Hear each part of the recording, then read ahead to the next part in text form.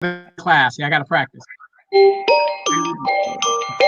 Without a shadow of a doubt, it's the Crockett Show in social media history. I want to welcome you to another episode of the War Zone. I got my man back today, Donovan Sadiq, the Queen, Demetra Kate, and the Money Man is in the building. Say, but tonight, we gonna recap the vice presidential debate.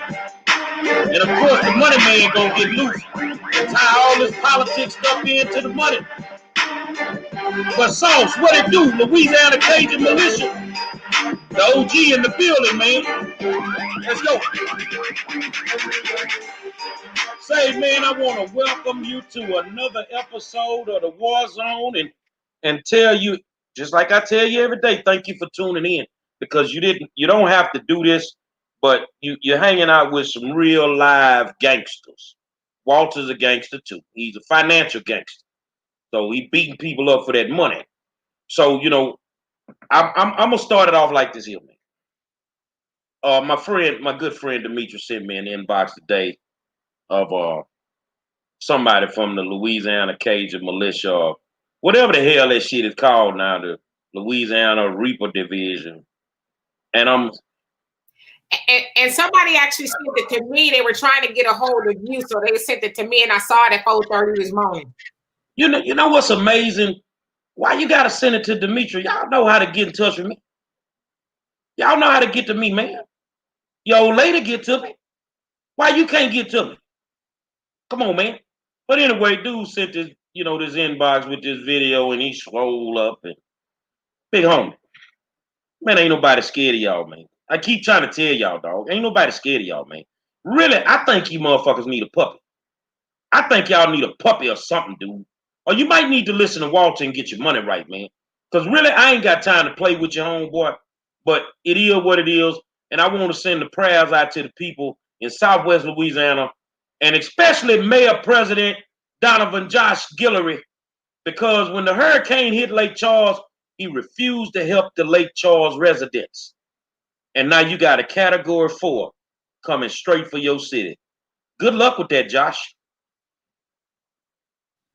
All right. Hey, as you guys know, we'll just do a quick recap. There was the vice presidential debates. Vice president isn't really a great job to have in politics. You basically sit there and you wait for the president to die or resign or something like that. And lies were being told on both sides of the spectrum. I want to speak specifically to Kamala Harris, where she said that she was the only person on that stage that prosecuted bank guys for foreclosing illegally and all that other stuff. That's a damn bold-faced lie, for the simple fact that Steve Mnuchin, who is the Secretary of the Treasury, they had all the evidence, all the emails, everything there.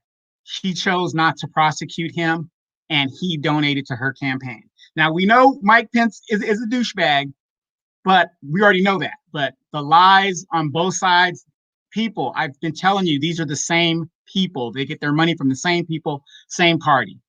But real big heads up to the person that actually won the debate. That fly. Give him a round of applause. The fly. I think she did pretty well last night. I just think her body language was just like, turning folk off, man. I really think she was on that Orange Jubilee from back in the day.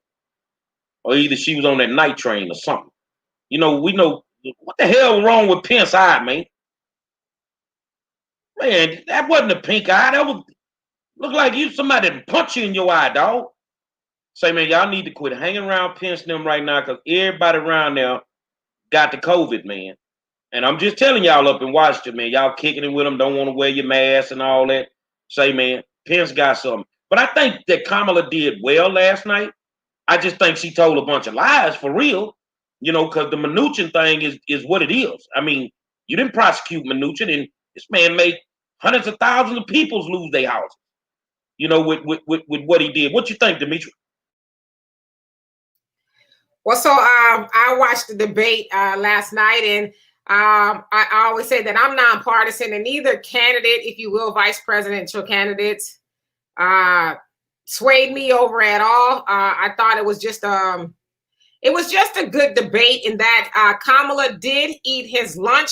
I agree with Donovan. There was a lot of untruthful things being said, but in debate, you were supposed to score points by calling your opponent out on those things.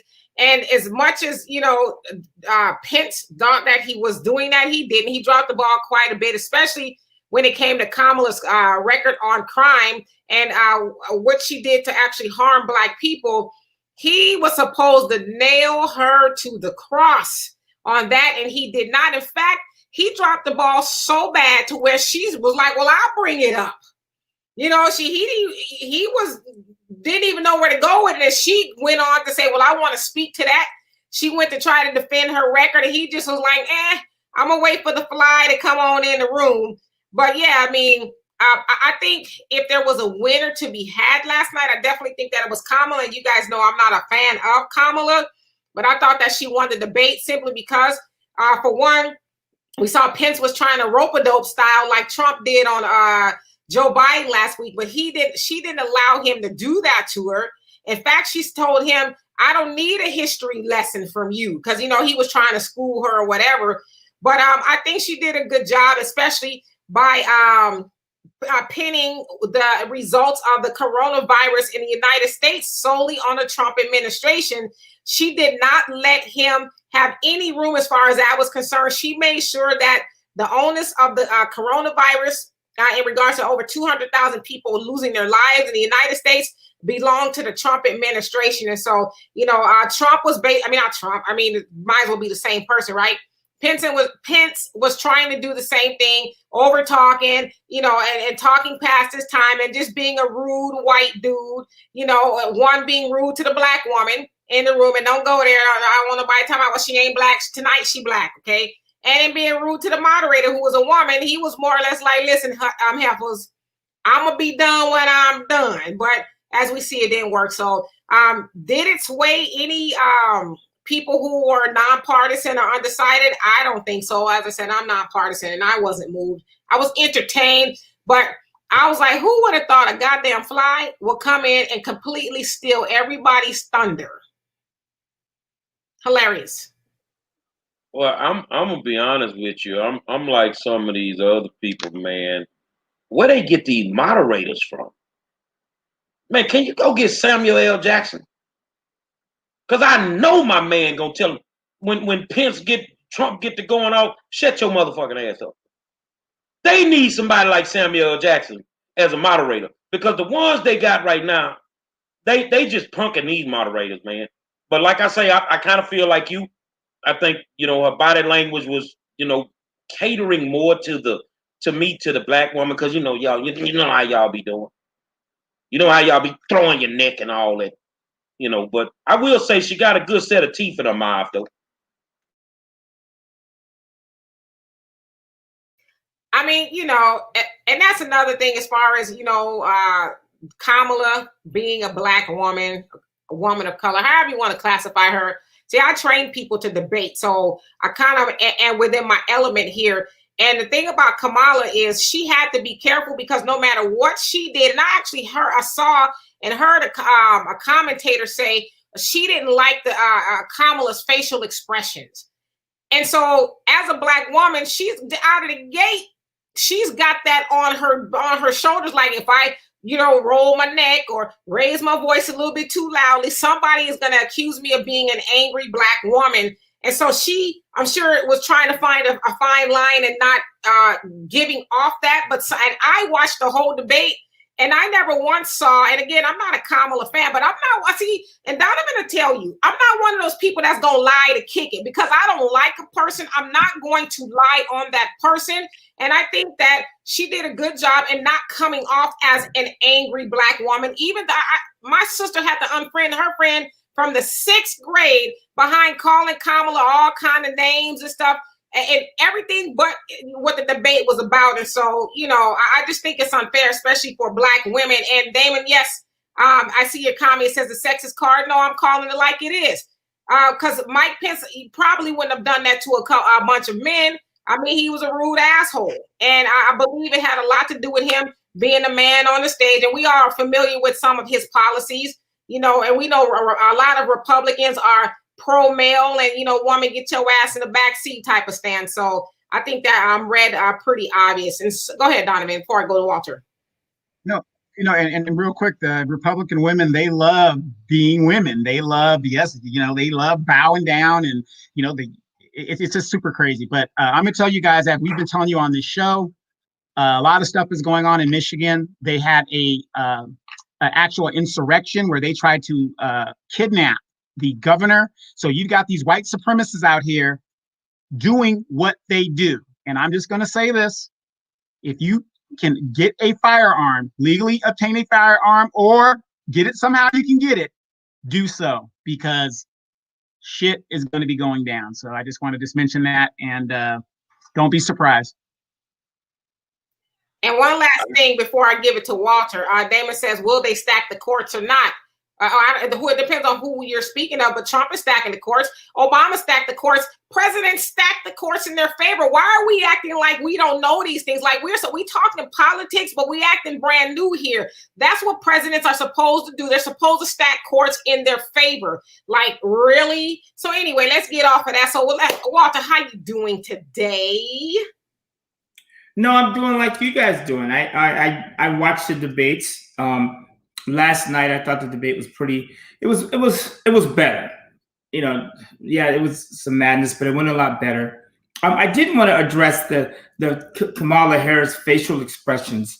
If you watch CNN this weekend, there was a really good special called First Ladies, and they're talking about all the first ladies, and I guess Michelle, they're doing her first, and her campaign manager pulls her into the office and says, "I want you to look at your face. Right now, you look like an angry Black woman." Now, people take sometimes that passion from Black women and they turn it into, "Oh, you look angry." Like, people don't understand, you know, like, we don't understand each other's passions. But one thing they told Michelle is, you're trying to win the general election. So there are a lot of people that don't understand your culture. You know, I have a Black mama. I know just the look. She don't have to say nothing, right? And she gave Pence that, you know, that mama look multiple times and stared him down, which I found a little uncomfortable for a presidential candidate, but it is what it is. But I thought last night's debate was decent. They didn't answer no questions, but at least they were nice to each other, I guess. Let me ask y'all a question then. Which one of them brought up something about doing something for Black folk? None of them. Well, that was toward the end. Wait, that was toward the end. If you guys watched the debate toward the end, and I don't blame you if you didn't, whenever the issue of Blacks come up, it's related to crime. We're related to crime. There was nothing about, you know, economics or helping us do this. Our issue is crime. That's what they equated it to. You know, it doesn't surprise me, but I think that when y'all watch these debates, you need to be looking for what they plan on doing for you. Now, here's my thing, and I know a lot of people out there that's not African American. You will think this is a racist statement, but it's not. There's something in everybody's plan for every other race except African American. That lift every voice and sing plan that Joe Biden came up with, that ain't worth the paper it's wrote on. It ain't worth the paper it's wrote on. So, you know, the LGBTQ, God bless them, they got something in the mix. The illegal immigrants, y'all got something in the mix. You know what I'm saying? It is what it is, man. But when it comes to African Americans, no one seems to have anything in the plan for us. You need to pay attention to that, because it's almost time for Judgment Day for you to go in that voting booth and make a decision. Wait, and real quick, speaking of that, in the stimulus package that they are trying to negotiate, which Trump dropped the ball on, there is several millions of dollars for illegals. There is a specific part of that deal that deals with people who aren't even citizens. Millions of dollars is going to be helping people who are not citizens here, but they can't do anything for us. But wait a minute, how wrong are we to ask for anything, Demetra? How wrong are we? Right. And so let's go ahead and get into why Mr. Walter Coulter is here tonight. And so we're actually going to keep it with politics. So you guys might have been seeing lately, well, especially within the last couple of months, Black men have been noticing that you all have been left out of the conversation in regards to politics, really, and specifically by the Democratic Party. The Democrats have always bragged about it, were very benefited greatly due to Black women being the backbone of the Democratic Party. Everybody's bragged about it. Even Tom Perez, the DNC chair, he's basically said, we know that we owe it all to Black women because they continuously deliver for us. But then somewhere, I don't know who, but in the last couple of months, Black men, and it's trending on Twitter now, Black men have said, what about us? Nobody. Roly-Poly Martin also mentioned it. Right.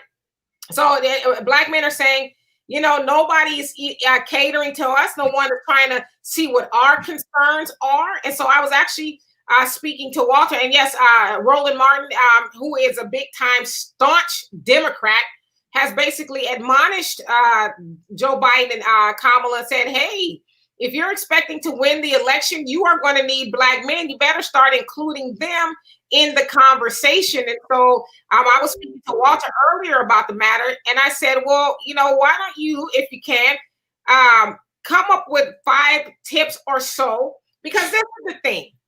I think we as Black people already know, well, the ones who are paying attention, right? We already know that the Democrats nor the Republicans are going to save us, which is why I'm nonpartisan. I refuse to participate in the nonsense. It's just really symbolism at this point.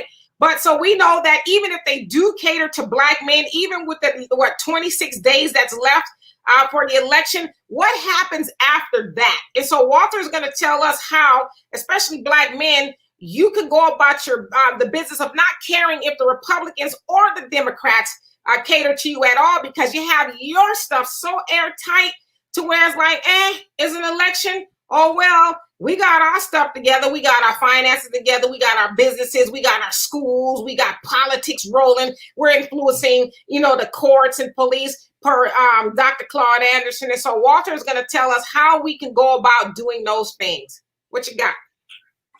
Well, a couple things. And I'm going to...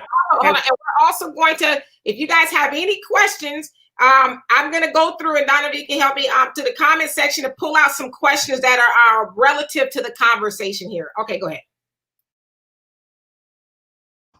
The key word is relative. So here's a couple things. First of all, I watched the debate. I actually watched it twice last night. I want to circle back. Damn, I sound like Mike Pence. I want to go back to the earlier point. But at the very end, he did bring up, and I've heard Donald Trump talk about this over and over. He says that I have done more for Black people than any other president.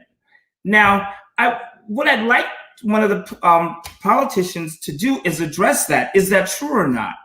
Right? And I heard what we're saying, like Black people, we are brought up when it's crime. And it's not a secret that Black men are a big part of the criminal system. And I've heard some people saying we're going to work on like criminal justice reform. And unfortunately, it's Black men. We're the ones that are in, we appear to be the highest population of people in prison. So if there is a prison reform, I think that would help us as Black men. But again, I want to circle back to, like Mike Pence said at the end, we've helped Black people financially create more jobs and do things. And my question is there truth to that? I never hear the Democrats respond to that. Like for me, I'm Black and I got a tax cut, and I do not like Donald Trump. I don't like any of them, just period, right? I might vote for Kanye. That's how irritated I was after the last debate. But is it true what he's saying? Like, I got a tax cut. Me and my son, we were talking yesterday. Our taxes went down after what they call the Trump tax cut. And believe it or not, with some of those tax savings, me and him started a business that is, well, let's just say it's helping us survive. So is it true? First of all, and forget about like Mike Pence, they said, was it justified that Breonna Taylor was killed? No, it's not justified, but he's not going to answer that because Donald Trump and Mike Pence are like this. We don't want to upset are angry white voters. They're not going to do that. And they figure that black people they're going to go one way or the other anyways. So they're not going to irritate their base. And to go backwards, Donald Trump has said, yeah, I don't like white, he has, what's the word I'm looking for? He has denounced white supremacy. I've heard him say that over and over in the past. But right now it's getting close to election time. They are trying to keep their base safe. So I don't expect them to say, yeah, Breonna Taylor was unjustified. Even though they know that it is, they're not going to do that. But is that really a surprise for us, right? It shouldn't be. Donald Trump and Mike Pence and Joe Biden too are good old boys. They could give a damn about black people. So with that being said, I would rather have the money. And that's, I think, the reason why I'm here, right, is for the money. So, and we should work on prison reform. And you guys, black men, if we get our money right, less of us will be in jail, period. And we have to address that, and I get tired of hearing about it. Us as black men, we are the strongest men on the planet, physically, mentally. If you look at all the inventions, a good part of them were developed by black men. The stoplight, the heart transplant, the lawnmower, it's on and on and on. So we are already strong men. We just need to do what we know how to do. So let me translate that for him a little bit, because I got to translate that for y'all on Thursday night. What he's saying is Trump say he did a lot of stuff for black people, and ain't now one of these knuckles been able to come up and say that he a liar yet. So it always comes down to this. First of all, really, I don't care who wins. I just want this shit to be over. You know why? Because I want the vaccine to come out. Take it or not, I want it out. Number one. Two, I want the stimulus to be done, and I want us to get back to normal. During the election time, it's always chaos.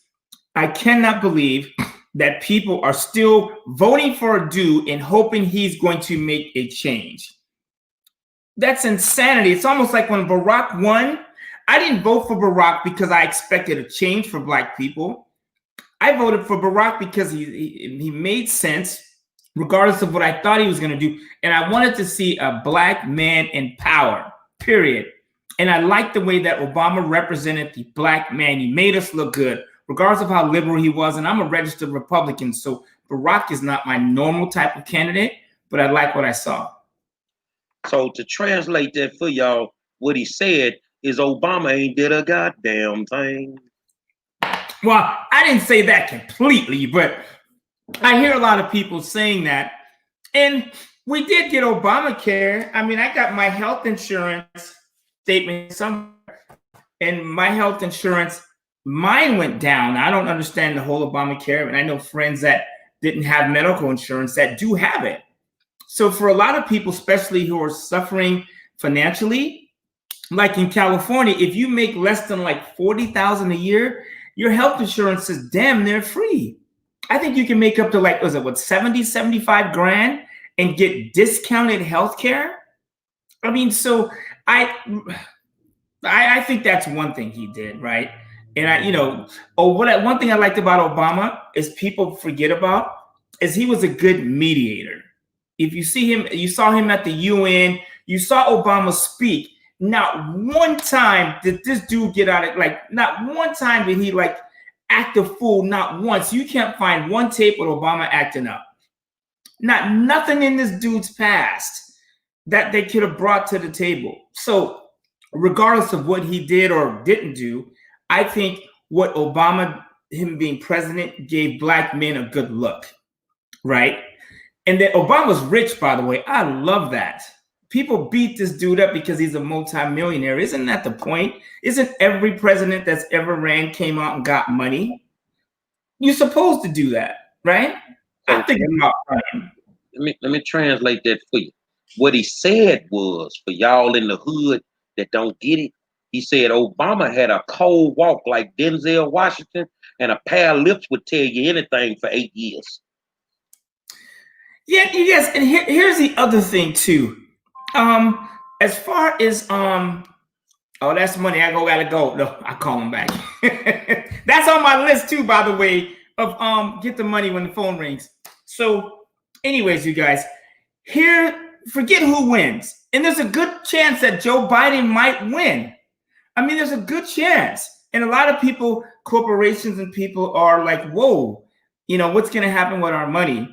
But I think regardless of who wins, people will figure it out. Do you realize no matter if Snoopy was president, if you save 30-40% of your income, no matter who is winning, you will be okay, or you will be in a better position. I told my kids, Morgan and Evan, they have school, which I think is a total scam these days. But I was telling them, I said, like, my kids, their mom got a large inheritance, like right after I left, right? Talking about shitty timing, whatever. But I was explaining to them, I said, this house that, that your mom has and her aunts, I said, your grandfather, he worked for like some airline industry and he saved his money for 40 years and he left you guys millions and millions of dollars. And I go, all he did was save, get paid, and put money away. He wasn't a stockbroker. He wasn't sophisticated. He just, and I talked to this dude. He goes, Walter, I just put, every time I get a check, I put money away and I forget about it. So the point I'm making is, if you just start putting money away, sooner or later, you will do better. I promise you. And so I know I keep going back to that, but I think that's one of our core issues. So some of my what he said to y'all was, if you land around here with these broke dudes, they ain't gonna leave you nothing but debt. Yeah, and you guys, we don't have to. It doesn't have to be about money either. Let me switch gears a little bit. Maybe it's okay. So maybe you can't provide financially for your woman. Maybe you could do other stuff. Like you can help with the kids more. You can do dishes. I mean, you can cook. There's things you can do. Hey, right? I don't want to interrupt you on that one, but I gotta say this, man. No, go ahead. It's a lot of dudes out there that don't do nothing but cut the yard. They mess that up. Some of them, they plumbers. They lay in pipe. They mess that up. They got the simplest jobs in the world when it comes to some of these bad women, and they messed it up. Walter, you're giving people too much credit tonight. Well, I think that you can contribute something. And I'm going through some of the comments, and you guys, I like somebody said their parents said something like, we may not be rich in money, but we're rich in love. That's insanity. There's no such thing. I hate it when people say, well, money ain't everything. We have our health. No, money is everything, period. And you find something, like I was talking to one of the war zone people today, and she was telling me about relationships. And I said, the funny part about relationships, if the money is right, most of those problems go away. If me and my wife each save 20, 30, 40% of every check, and we put it somewhere long-term, and we keep our bills, and we don't have car notes, and we don't have all this crazy debt, our problems, most of them go away. Because I want you to stay home and put the pink panties on, but you got to go to work. If I'm stacking my money, I can buy 15 minutes. I don't even know what I'm talking about. What he just said was, when you're at home, instead of listening to Freddie Jackson, put that pliers on and get in your pink panties, and we can make some things happen.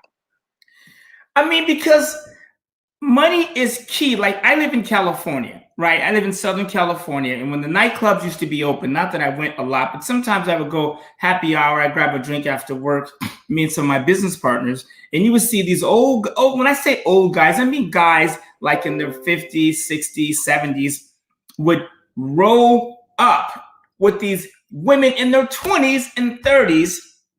And they were, I don't want to say it was money, but like all of them, these rich dudes pulled up in Lambos and these nice Beamers and Benzes. And when the other door swung open, some young hottie got out. She was like half his age.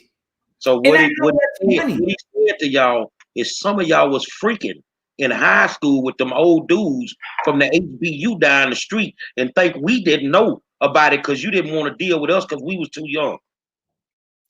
Yeah, so I mean, this is key, you guys, and like men, just start with you. Last night I did a little cookie show live. It was like midnight, and men, what you could do is start working on yourself, right? Like you can start working out.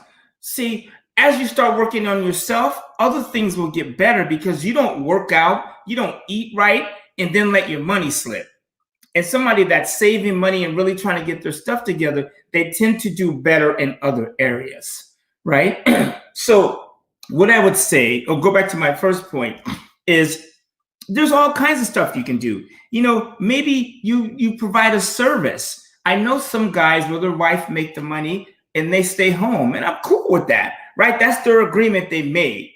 But that dude has to pick up the slack.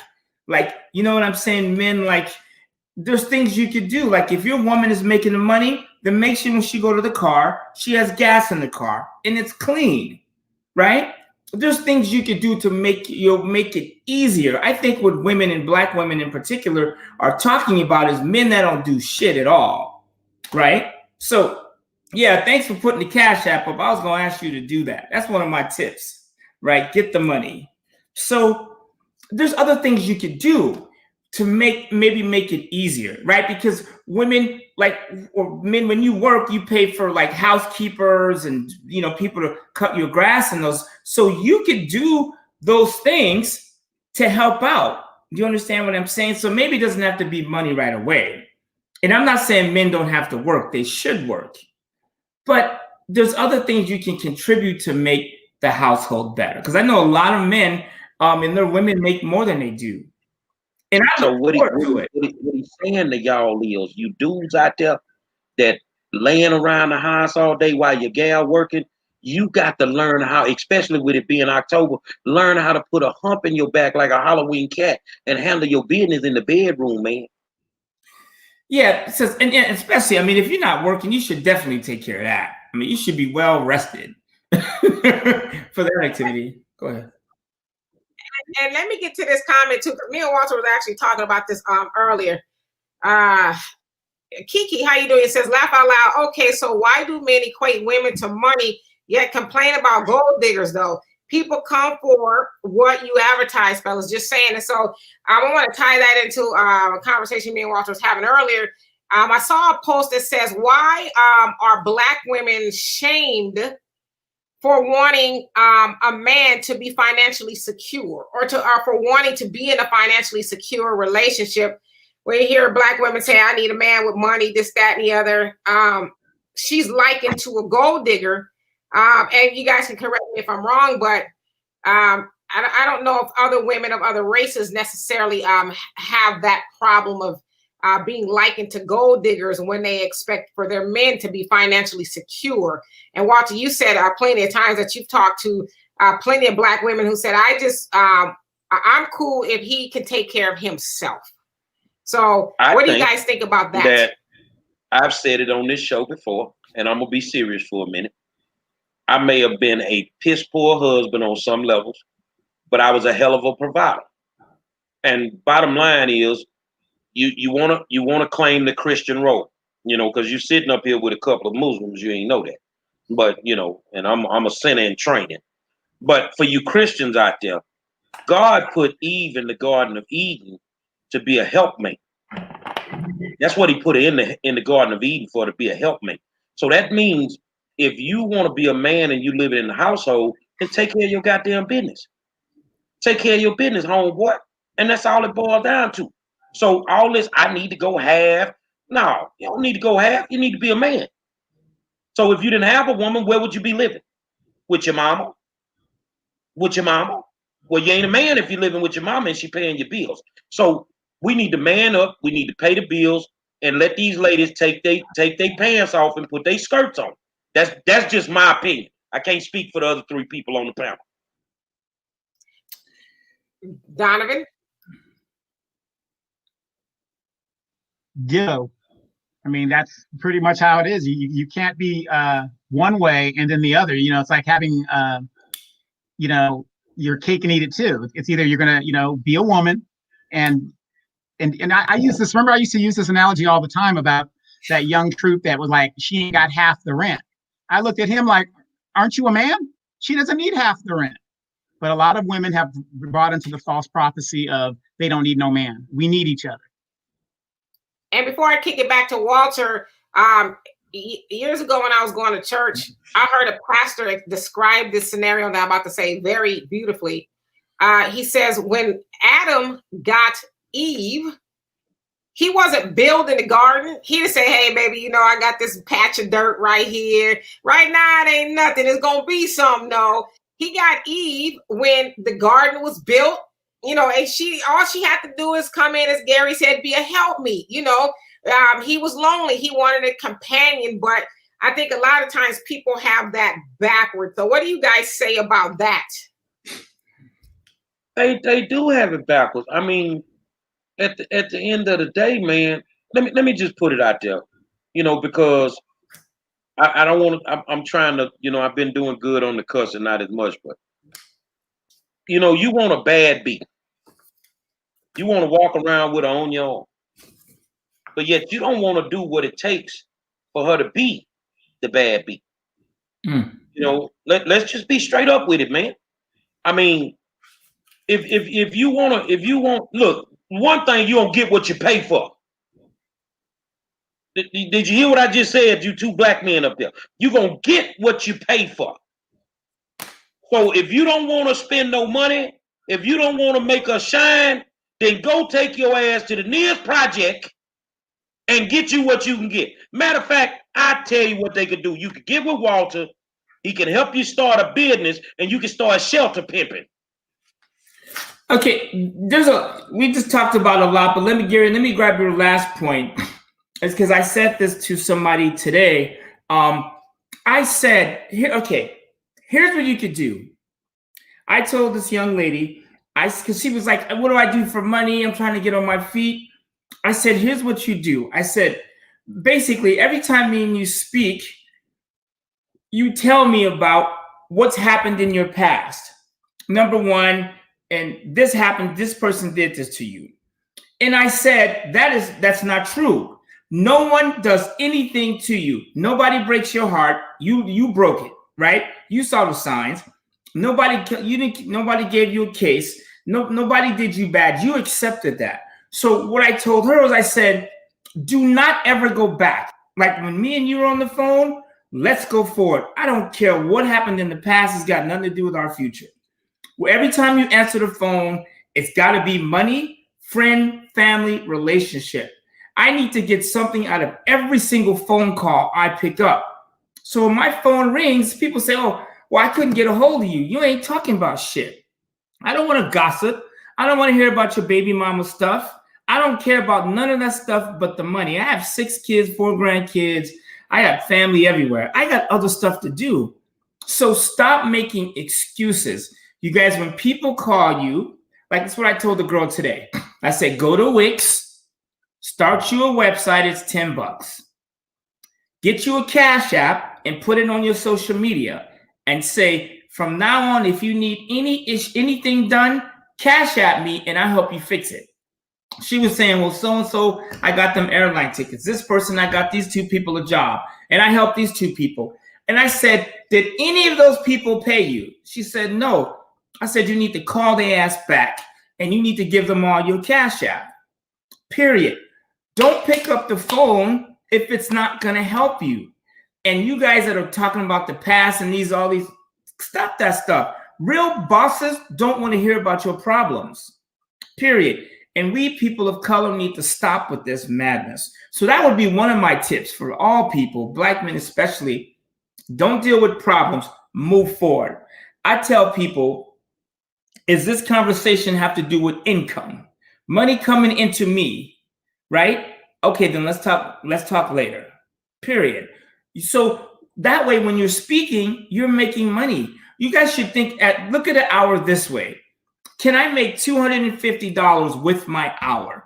That's my rate for me and my son. So I say anytime I'm speaking to somebody, I need to be making $250 an hour. And maybe I'm not making $250 at that moment, but I'm looking long term. Can I give this person 10 hours, but make $2,500 in a relationship? Period. And I'm just a businessman. I have bills and things and vacations and, grandkids that need cars and futures, right? So make sure that every time you're on the phone, you are getting a check or hang up. You people wonder why I can't get a hold of me, because it ain't about money. And I already have a girlfriend and I got kids and grandkids and they know how to get a hold of me, period. That's one tip. Another tip is to be accountable. And I hope you guys are writing this down because I wrote them down, right? So, and I'm not charging you for this, but my Cash App, let me stop. There's one Cash App at a time, right? We can talk about this Cash App later, right? The other thing, the two, is being accountable. You guys need somebody to be accountable to, period. Do you realize accountability is the running mate of progress? My personal trainer, she will be here at 6:30 in the morning. Well, she will make sure that I'm working out and burning off this fat, right? I have a financial coach that gives me gives me advice, and my son is also somehow turned into my financial advisor. I don't know how that happened, but it's whatever. My son keeps me accountable. So we need to be accountable. That way you can say, hey, baby, how am I doing? Or sir, how am I doing? Get you an accountant. I don't mean like a tax person. That means somebody's going to hold you accountable. I have a service with my company, Cornucopia, that we just started. We call it bank statement bank statement review. Well, once a month, you send us your bank statement and we'll go through every single page, every single line, and tell you what you should be spending and not spending money on. So it has to be accountability. That's one thing. The another thing, you guys, Black men especially, is we need mentors. And I'm just going to tell you guys, we as Black men have did a shitty job as being a mentor to our people. We need to reach down and grab our kids. Like I was in this group called 40 Black Men. And one dude was like, oh, you too young. When you get 40, holler back. I was like, well, what's the point? I can't join your group until I'm 40? Like, how are you helping Black men if you won't even read? And I wasn't there like, yo, give me a handout. I was making 200 grand a year. I had my stuff together. But I was like, we just want mentorship. And they pushed us to the side. And I hear a lot of Black men, young Black men, complain about that. So you need to get a mentor.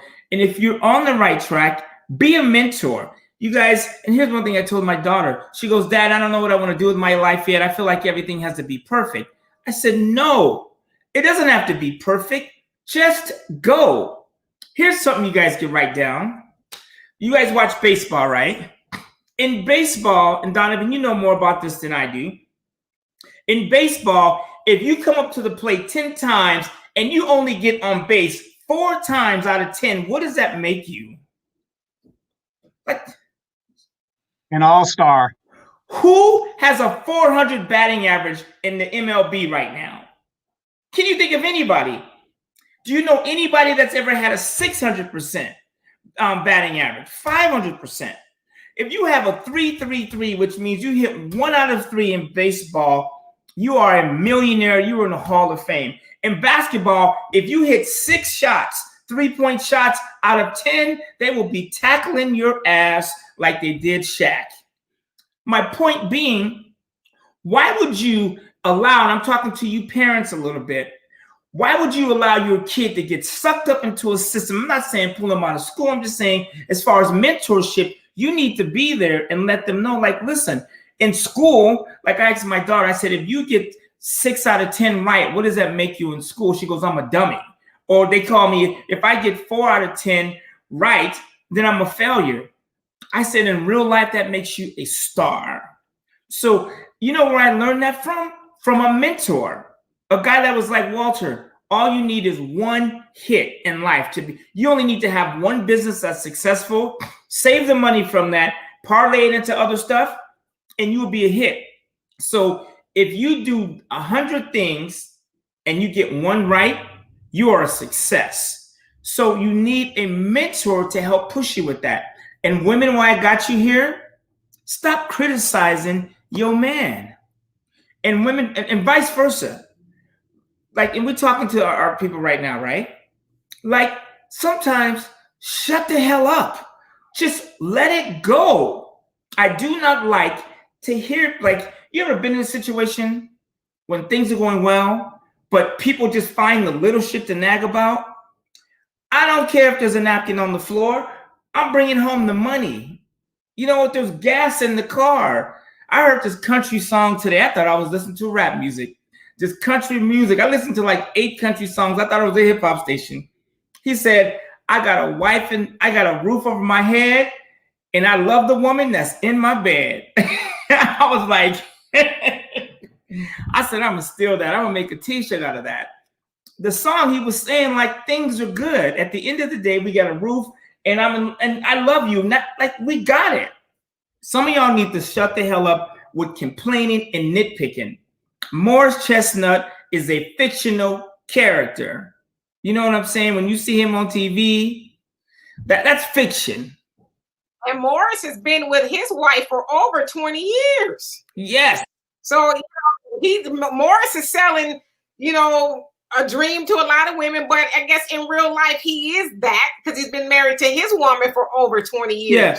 Yeah. One of my business partners represents Morris, and I've had a chance to kind of talk to him about Morris Chestnut has his stuff together. By the way, I wasn't attacking him. I'm talking about his character in the movies.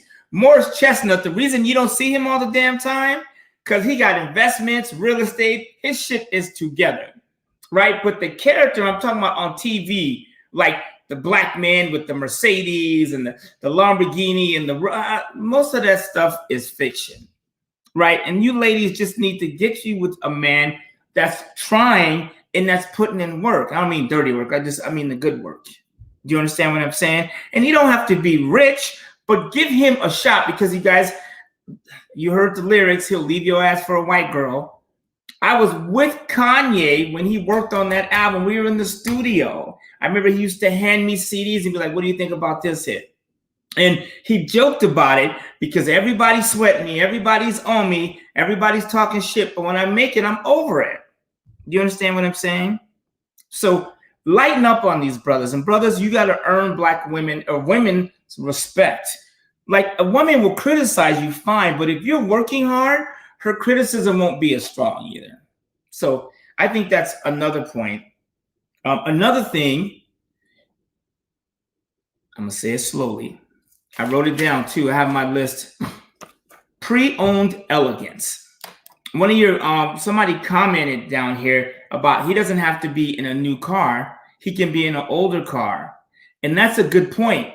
That song, she drove it off the lot with no mileage. That's some dumb shit. And I understand Drake is trying to sell records, and we need to start holding our musicians accountable because most of that stuff is not true. You bought a brand new car for $80,000 and you make $100,000. How dumb are you? You know what I'm saying? Like you bring home $5,000 a month and your car payment is $800, and has nothing to do with Joe Biden or Donald Trump. It's you. You are the reason your black family is struggling. Like I watched just the first lady's thing with Michelle Obama, and the first commercial was for a Cadillac Escalade with Regina King. You see that? I was like, come on now. $100,000 Cadillac that is going to be worth $15,000 in 8 years. That's insane. Wouldn't it just make sense to go out and buy, okay, don't buy an 8-year Cadillac because that's a bad deal. But you can get an 8-year, Nissan, Infiniti, even Range Rover, right? I wouldn't buy an 8-year Cadillac, but you get the point. So what he's saying is, y'all need to stop going test drive cars at the big lot and go over there to the lot where they do the in-house financing and stop faking. And for some of you guys, if you're serious about the money, I tell people all this all the time. You can hit me up. You can call me. If you want to make money together, just hit me up. But come to me correct. Don't have my ass waiting around. I don't want to hear the stories. I just want to get to the point. I have, and like these two keys, I have the key to my Audi and the key to my Range Rover is laying around somewhere. I spent 13 grand on this Audi and in my Range Rover. A Range Rover and an Audi, $13,000 in 06 and in 09. Right now, if you go to my Facebook page, I'm asking like 22 grand for the two cars together. That's a $9,000 profit. I want you guys just to think about this for a second. It took me 4 hours to find the car, walk the lot in the heat, $125 to get my dealer's license and find somebody to let me buy cars under their dealership. But like for 13 grand, I bought two luxury cars that will bring me 22 grand. That's a $9,000. You understand what I'm saying? And so you can do stuff like that. Some of you guys have $10,000, $15,000 in a 401k and you can't touch it for 30 years. Some of you guys have $1,500 and you can go buy something and flip it. Like one of my buddies, one of my mentors, when I was in World Financial Group, he goes, Walter, my first business is I used to buy the raggediest car I can find in the neighborhood, fix it up and sell it in the same neighborhood, right? So if you have $1,500, you can start a business. Some of you guys, like, you have to stop. You have to let some of these things go. At the end of the day, here's what I want you to imagine. Come home to peace. Bills are paid and just peace of mind, right? Because having a $100,000 car feels good for a moment, but after a while, you're thinking about, damn, I just wasted money. And it looks good from the outside, you know, but I stopped really caring what people think. I mean, I want to be in a nice car, so my girl's not riding in the ratchet mobile. But like, and my girl used to get on me, oh, I want, you know, you should get a new car. I said, do you like traveling every week? Or do you want me to be spending $1,200 on a car payment, be stressed the hell out? You know what I'm saying? I don't care what your friends say. Oh, one of her friends, family members was like, oh, his car doesn't have Bluetooth? I thought he'd have a car with Bluetooth. I said, no, but his black ass is in St. Martin, Egypt, Greece. He's all over the world. I don't have Bluetooth, but I have my passport stamps. Make a decision of what you want to do. Some of you guys, if you would just do more stuff like that, you would be better. And women, you would be more at ease. And I think black men, I'll get to your point, is if you do more stuff for you and you're taking care of home and you can get some of your bills in order, I think your life will be easier. And I think it's easier to make money if you're more at peace. And I was going to say too, I think most of us up here are 50, not me. And so, you lying? You are 50. I am 50. I'll be 51 December 1st. I do accept gifts. Guess who ain't 50 though? No, but anyway, I was gonna say, when you get this age, and I'll be 50 early next year, but when you get this age, you're supposed to be going downhill. Remember that saying? Like you're over the hill now.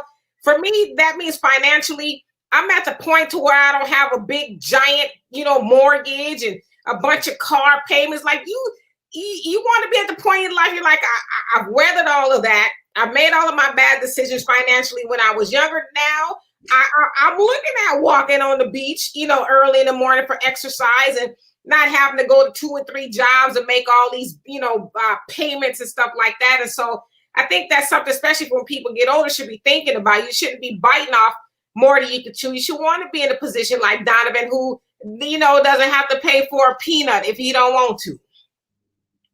Right. That's irritating to me. what they just said was, stay out the gambling shack and the card games at your people's highs, and you're going to have money after the 15th. That's actually good. Yeah, real quick. I know we do a lot of joking and flagging stuff, but Demetrius, point on. I mean, when does it get to a point you're not supposed to work until you're dead? We only have so many years on this earth. I had a friend that dropped dead. He's my age, about a month ago, and I'm just thinking, he had just retired from whatever job he was working.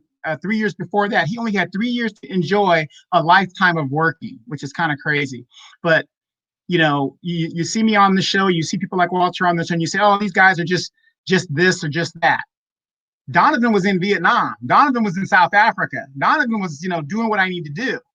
You guys can do it too. But when you're buying $80,000 cars and you're living in the hood, it makes it a lot harder on yourself. I mean, you really got to financially plan your money. And that's what I did. That's my secret. Well, it kind of balances itself out. It kind of balances itself out because some of them can actually afford the $80,000 car because they rent only $12 a month. Well, are you talking about the Section 8 Cadillac owner? Well, that's a damn shame. But hey, you can buy steak and lobster with food stamps, but like make sure you flip some of those steak and lobsters so you can put some cash in your pocket. So you guys, this is an easy subject. Becoming financially independent is not a secret. You just I'll give you an idea. Right, so me and my girl right now, we every weekend my neighbors see the trunk up, the bags packed. It's just we leave. But what we've been doing now is going to different places and looking for land to buy. Mexico, the desert. We're in St. Martin. We were in France last year, and we were looking at houses in France. You realize in France for $100,000, you can buy a house next to the river, next to Beaujolais, Bordeaux, 5 hours from Monaco, Nice, and Paris for $100,000. Do you know what that house rents out to Americans every night? It's insane. So what we've been doing lately is just looking for deals, right? Like right now, and you guys, Texas is on fire. I don't know how you guys aren't buying real estate in Texas. It blows me away. So, but even out here. What he telling y'all is he trying to buy land, not the weed that come out the land. Or if you buy land, put weed on it. I mean, that's fine. There's money in that. They already doing that in their baby back room. Right. Buy some land and do it. And it's so the point being, for instance, there's this lot in Joshua Tree. It's 50, almost 60 grand. And the next door neighbor, they're making $2,000 a night renting out their little RVs on Airbnb. And so we spent 4 or 5 hours having drinks with these guys and talking to them. Bunch of old crazy white dudes. They all quit their job. Well, it was 2 of them and their 2 women. They're like software engineers, and they quit their job. And they go, why would we work for the man when we could build something and control it ourselves? They're bringing home $2,000 a night. Do the math. For something that probably cost them $300,000 to do. And the crazy part is you can buy the land, and then the bank will give you a construction loan to build. So let's say you buy the land for $50,000. You get a construction loan. So now what happens is the bank will then, and by the way, you can with land, I'm gonna tell you how we bought it. I'll just give you the math, right? This land is $57,000. I told my girl, I said, you know what? I'm not really excited about land because we're buying, other property, but here's what I'm gonna do. I'll put up the earnest money, which I did. I wired that. And I said, we can do a couple of things. I said, we can put down 40% on the land and we can borrow the rest from them at 9%. We could just pay it off over a year or 2 years. I said, what we ought to do is put up some money, and we're going to go to Visa, Discover, and American Express, and we're going to pull the other $50,000 off of our credit cards at 0% interest for 21 months. That's how we're buying the land. Period. Hey, let me be serious for a second, because you just said something I try to tell people. Instead of going to a builder who can build you a house or has a house already built in a planned community, why don't you buy your land, get a construction loan, go ride around the planned community and find all them Latino brothers that build a house and get them to come build your house for half the money. You guys, and here's another thing. Another tip for people, work on your credit. You guys, your credit is powerful. Do you realize if you have a 580 versus a 750, that your interest rate will be, first of all, if your credit score is in the 500s, your interest rate's 30%. If it's in the 700s, it's 3 or 4. That's huge. You guys think of even buying a house, cars. So in buying this land, I just my girlfriend's credit is perfect. My score is pretty decent. So we're able to go out and get loans from the banks. So we're putting all the money on the credit card. We're buying the land. Then we're going to go to another bank, take out a construction loan, and we're building like an 8-bedroom house. So my family can go there, her family, and we can rent this house out. This house alone with 8 bedrooms, all glass, facing the mountain is $2,000 a night just for the house. Then it's 5 acres. So we're going to put 10 of these $3,000, $4,000, $5,000 RVs, hook them up to the same septic tank, which means they drain into a septic tank, right? So the doo-doo flush it to the ground over time. Don't drink the water in the Joshua Tree, right? And so now you have 10 RVs that rent out for $200 a night, plus the $2,000 house. That's $4,000. I only need to rent the place out one night of the month to pay the mortgage on the whole property. Do you understand what I'm saying? So now the construction loan, bank comes in, gives us a construction loan. Let's say it cost us $200,000 to build the house, right? And we're $50,000 into the land. This property, when we're done, this house will be worth $500,000. I have a $250,000 loan. I go back to bank number 3, right? Credit cards, construction loan bank, and then I go back to a regular conventional bank and say, we would like 85% or maybe 90 or 80. Let's say we want 80% of our $500,000 value. They look at our credit, our income, and they go, here's 80% of the $500,000. They will cut us a $400,000 check. And we only borrow $250,000. So we have $150,000 in our hand. So we get our $250,000 back that we never came out of pocket with. You feel what I'm saying? So now we got $400,000 in cash. What is the mortgage on a 30-year mortgage on $400,000?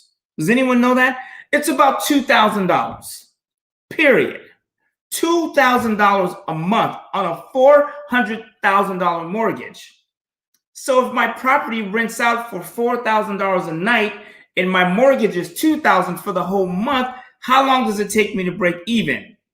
By 5 p.m. that day, I'm even, and I got 29 and a half days. When I saw that and the neighbors broke that down to me, I was like, there's no way in hell I'm not buying this land. So how much money did I put out of pocket? Do you remember? Okay, Leah, I'm going to address your comment. It is harder to jog than to walk. It is harder to walk than to crawl. I get it. This is the stuff we need to stop doing. Now, and what you're saying is true. Buying investment property is harder. When you buy investment property, they want a bigger down payment because what do people do when they get an investment property and they have their real home? If stuff gets rough, which house do they let go of first? The investment property, assuming it's not cash flowing. But what I'm saying is, because do I want to put down a big down payment on the land? No. So I'm not. I'm going to our credit card companies. You guys, there is a way, period. So what I'm saying is we have $400,000 on something that costs us $250,000. What do I do with the $400,000? Can somebody help me? Guess what I'm going to do? I'm going to go out and buy more land and do what I just did. How do you think Donald Trump, how do you think all these people got, his family, his father, how do you think these people got the money? They do it. They use leverage. So if I was going to give you a strongest tip, I would say work on your credit, period. Because we're doing all that with credit. We're giving them I made a $2,000 earnest deposit on what will give me a year from now $400,000 in my pocket to reinvest. $2,000 and a 700 plus FICO score. So what he's saying to y'all in the projects and in the hood, this ain't the conversation you need to be listening to because your beacon score is 150. And if your credit score is jacked up, you can fix it. I'll give you the math right now. If your credit score is 500, here's what you do. And I know this is the shit when I start talking about money and getting ahead, people tune out, zone out. We'll probably have the lowest ratings of the week. I get it because this ain't the shit black people are interested in. Period. Kamala is not coming to the rescue. She is not. You are coming to the rescue. If your credit score is 500, here's what you do. And I've done this to a lot of the war zone members is go and somebody that has good credit. Grandmama, your auntie, your husband, your uncle, if they have good credit in a credit card, you can do what's called an authorized user. They can put you on their credit card. You don't have to send them the card, but they get you get their good credit. So if somebody's had a credit card for 10 years and they have good credit and it goes on your credit, you get that history. I've seen people's credit score jump by 200 points in 60 days by putting 3 or 4 of their friends and family's credit cards on their report, a secured credit card. Another thing, I had a collection on my account it was small. It's like $75. I didn't even know it was there. Do you realize I paid this thing off? My credit score jumped 30 points. It's insane how easy it is. So I told somebody yesterday, I went over a credit report and I said, you have these 5 little credit cards and 3 of them you owe like $800. Do you realize for $300 you can settle those $800 and your score will jump? Do you understand what I'm saying? Go to your kids, go to your aunts, whatever. I've had clients in their 70s go to their kids and put them on their credit cards. Because I told one of my clients in their 70s, I said, your kids have perfect credit. You know why? Because you broke your neck sending them to school. You paid for everything. You paid all their student loans. Now they're doing better than you. Damn it. You need to be on their credit report. Their score jumped over 100 points. Go for it. So Gary has something to say, and then we're going to all give our closing thoughts. What he's telling y'all is when your child come to you and ask you to put him or her on your credit, your things where they could be on your credit to help their credit, it's not going to work because you got too many cell phones and light bills in their name when they was babies. Well, that's that sucks. But you guys, for what I just told you guys, do you realize right now you could have a 500 FICO score? In a few months, you could have your FICO score be in the 6s and approaching the 7s, and you could do what I'm doing with this land. You guys, right now, for those of you in Texas, I am in your hood. Right now, I have a house in Denton, Texas. I'll just give you the math. It was my cousin's house. They wanted to get rid of it. It was a mess. We put in some money. We're buying the house, and we're buying what it's worth. We're not beating them. But we're going to put money into it that we're going to borrow from the banks. We're going to fix it up, and we're going to sell this house. And hopefully when we're done, it's worth a lot more than it's going to be. You see what I'm saying? And then our mortgage is probably going to be $500 a month. And the rent in that area for a 4-bedroom, 2-bathroom house is $1,700. And then we can refinance and get all of our money back. We'll have no money in the deal, but have a house that's paying us a profit. So the renter is paying the mortgage and we keep the spread and we take all the money that we put in it. You guys, this is how banks do it. And you can do this with a shitty FICO score in 30 to 60, 90 days. You could do what I'm doing, but a lot of people won't because they're too busy focusing on other shit. Kamala Harris, first of all, if Joe Biden wins, Kamala is going to be president because he ain't going to live to see 80. Not dealing with all this shit, he ain't. Right? So when Kamala is president, I don't care what she does. I can still do what I just told you to do. Those of you if your car is paid off, I told another client this. I said, your car is paid off. Do you realize you can go to a bank? You can take a loan against that car. You can take that money that the bank gave you and invest it and flip it. Your car is worth 10 grand. Go to a bank. Maybe they'll give you 6. Take that 6 grand and you can buy 2 cars from the auction and sell them for 10, pay them back and keep the cash and you get your car free and clear. There's so many ways to make money. We have to just stop with the madness. To be sitting there struggling and broke, there's no excuse for that with all the shit I just said. All right. So Donovan, what say you in your closing thoughts? Well, my closing thoughts is this. We've got election less than 26 days away. You guys vote your interest, vote your pocketbooks.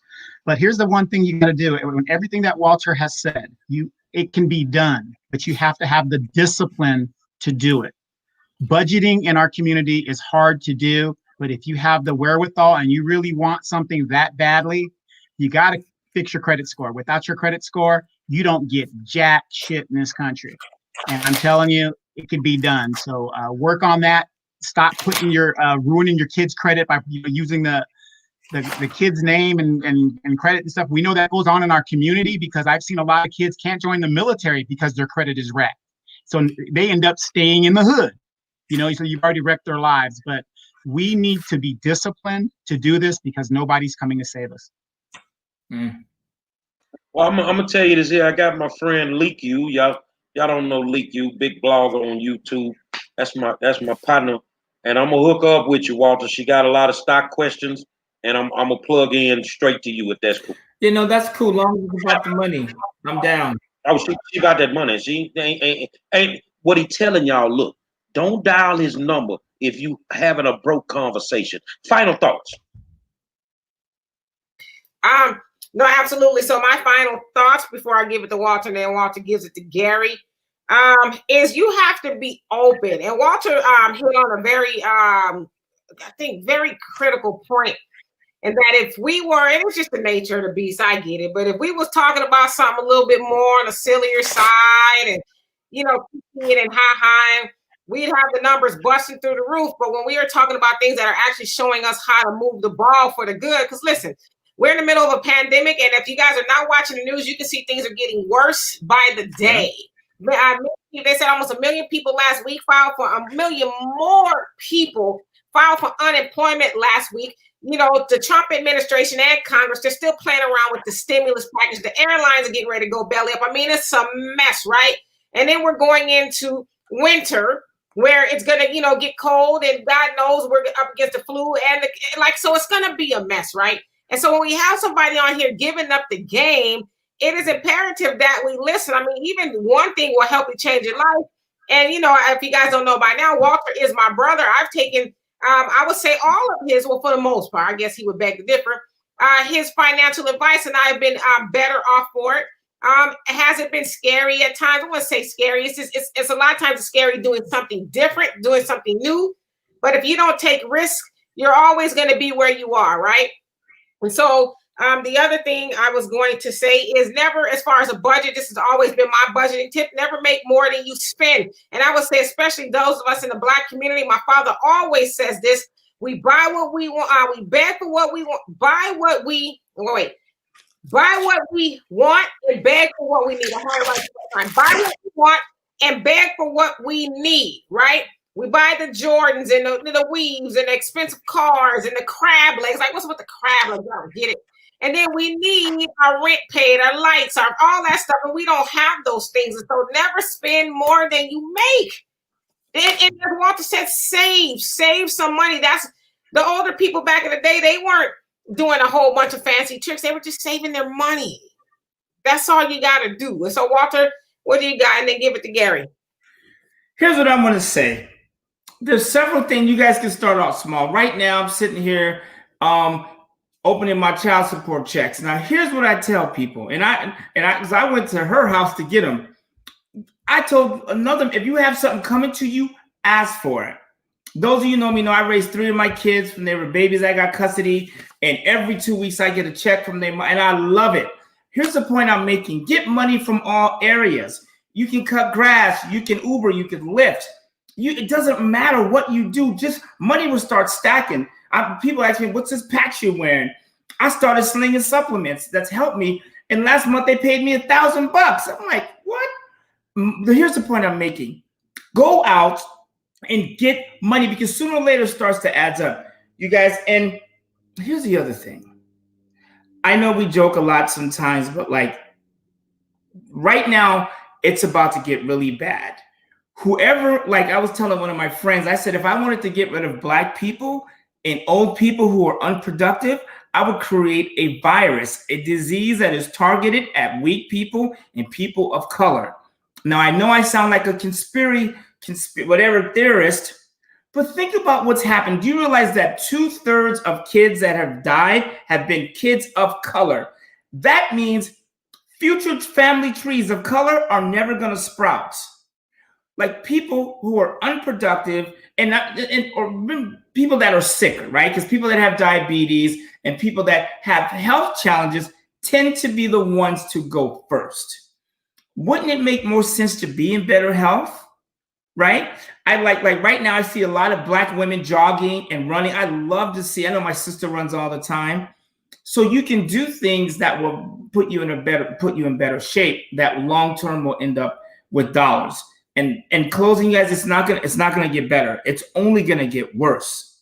Some of you guys need to turn off the TV and start getting money. Or open you a Cash App, go to Wix and get you a website. Every time somebody call you, say, hey, here's my Cash App. I just sent you a screenshot. What is your question? Final thoughts, Donovan. Oh, okay. I get to hit it again. Same thing. We're less than 30 days away from the election. Again, you guys, vote your interests. Don't let anybody shame you into voting for something you really don't want to vote for. You do not waste your vote if you take your vote and you vote for the Green Party. You do not waste your vote if you decide to stay home and not do nothing at all. Nobody told you what to do with the stimulus check, so they shouldn't tell you what to do with your vote. My final thoughts are simple. I want to send a shout out to Leah Trillet Nunez. Y'all don't know her. She really good people.